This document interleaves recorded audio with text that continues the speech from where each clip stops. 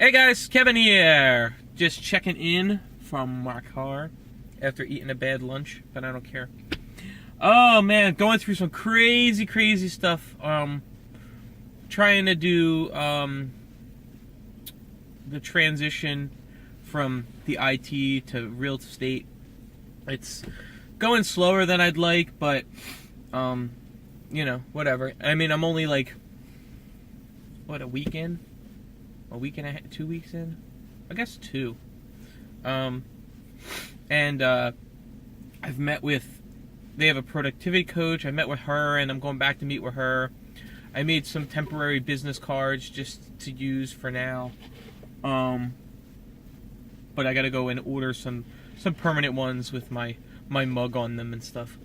But yeah, I'd like to get started. I wish I had some either a house on the market or a customer that I could kind of take around and get something going here. But there's just so much going on. I pulled out of one gig that I was doing one day a week that it just wasn't for me. They had me sitting there 8 to 5 or 9 to 5. Just doing hardware testing and it was just really lame and boring. They didn't really need me there. It didn't seem like it was 8 guys that worked in this thing, and from how it seemed, there were all these people that really just didn't want to be there, but it was all that they could find. And I'm not in that situation, and I just didn't want to be around it. I'm not in a I gotta take whatever I can get type of scenario. If I wanted to get a full-time job, I'm pretty sure I could go and find a full-time job and I'd be fine. But I choose not to, and I just don't want to be around these ho-hum people. I just didn't really want to be around it. Plus the atmosphere was bad, as far as it was in this back kind of it was almost like it was a storage room. They had you in a storage room. It had all the IT equipment, and it was a big mess. And they had a couple of tables up against the walls, and everybody had a spot on the table. And it was just, I don't know, it's not the atmosphere I'm used to. I want to either be out and about and mobile, or out and about and mobile. I just don't want to be tied to one spot. The other one that I do twice a month, that I go into Princeton and do twice a month, is a lot more flexible, as far as I'm not tied to the desk. Plus, things I couldn't do things that I wanted to do while I was sitting there, so it was just sucky.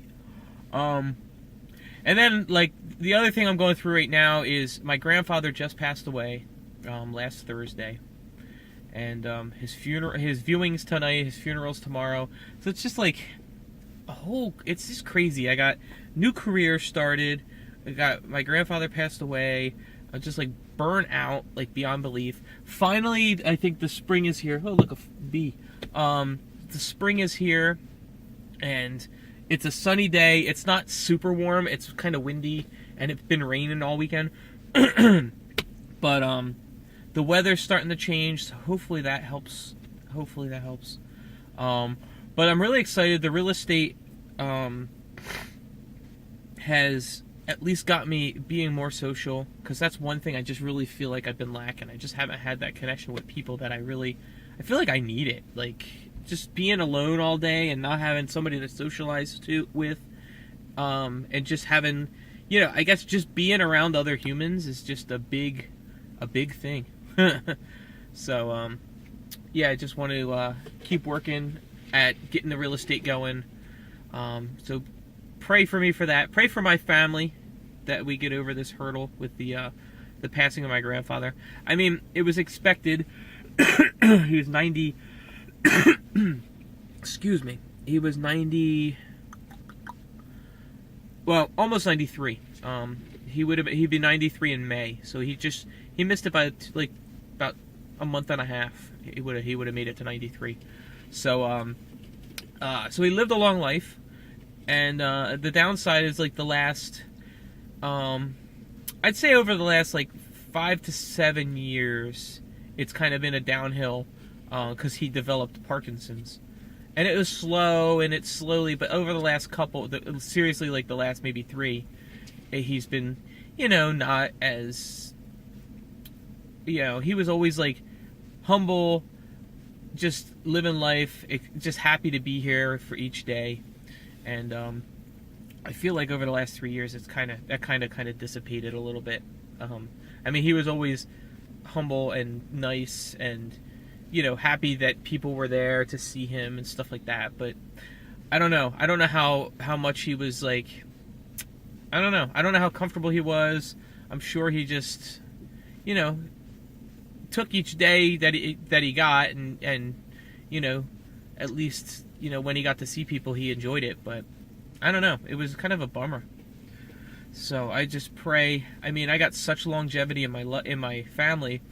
I pray that I want to stay around and I want to be around, but I just hope I don't get something like that, like an Alzheimer's or Parkinson's or it's so it's upsetting. And then my grandmother, when after the day my grandfather passed, I went over like that day. I missed it by 10 minutes. I was so upset. I went the night before he passed away to see him, and he had come home from the hospital, I think either that day, no, the morning before. So I had stuff going on Tuesday, couldn't get there, and then Wednesday evening is when I was able to get back over there. And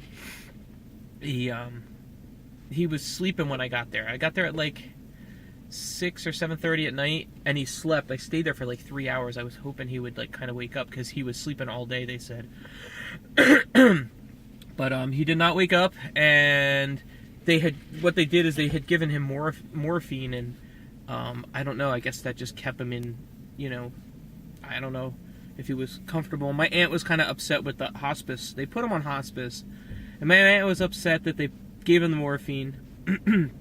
Then I guess because morphine increases your respirations, and he already had kind of a little bit of a difficult time breathing with the Parkinson's and stuff. He was just out of the hospital because what was happening is when he would swallow things that he would swallow, his I think it's epiglottis, the flappy thing. It should be that. I guess it was not working correctly, so stuff that he would swallow would go down, certain things. So he was like on a kind of liquid only, like thick liquid only. That's all he could get down, be able to swallow. And I don't know. I think it was coming. It was bound to happen. But I think maybe she thinks that the morphine is what, pushed it over the edge. I don't know. When I was talking to her the night before, she had had this thought that he was going to be around for like, close to the next full year. That's what her impression, the impression she gave me. So, I guess that following day, her getting called at work saying you better be here at his. That's what I got. I got called after meeting my brother and stuff, saying we should get over to his bedside. It's probably not going to be that long.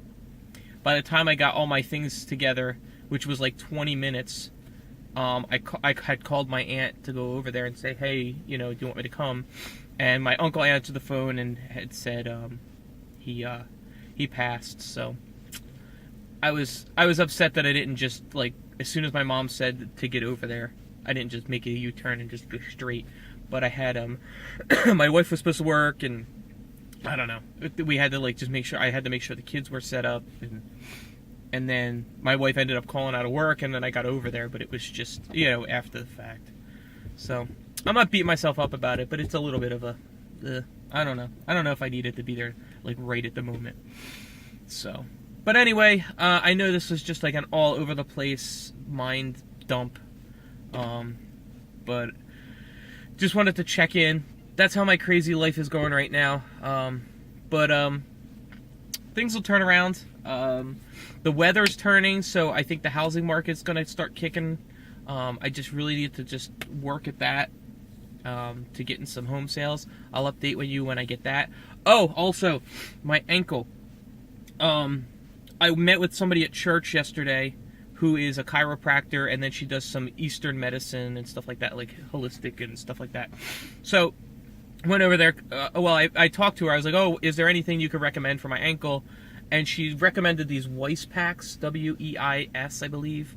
and they're like an herbal Eastern medicine type thing that you stick on there. Like it's like a Band-Aid with some things. You stick it on there for 48 hours.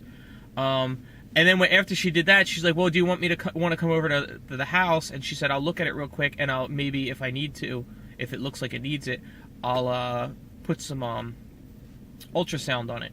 So yeah, so I got like a free session. She gave me like pretty much a free ultrasound session on my ankle, and like kind of worked out, you know, the issue. She said it wasn't as bad as like people she's heard in the past, or you know, people who's had tendonitis and stuff like that in the past, or not tendonitis, yeah, Achilles tendonitis. Sorry, I'm just all over it. She said she didn't know if it was necessarily Achilles tendonitis. It didn't seem as bad. She felt like a couple knots in there. She didn't know exactly, but she did the ultrasound in that one area where I was having problems. She felt like the knot in the problem area. So she did the ultrasound, which is supposed to like heat up the inner tissues and stuff like that, and break up the you know, maybe there's scar tissue or something. So she worked that out, and then she did one other spot up a little higher on the I guess on the tendon. There was like another little knot. She did that, and then she gave me the Weiss pack. I had to pay her for that because it's like, she's like, they're like normally like $45. She gets them for $30, so I got to give her $30 for it. So I did the ultrasound. I Epsom salted, you know, soaked my foot in the evening last night. And then I applied this Weiss pack yesterday, and just pray that goes away. I really want to get out and run again, because that's really been my go-to for getting my crap together with weight loss. So, hopefully everything works out, and I will keep you up to date on that, and I will talk to you later. Bye!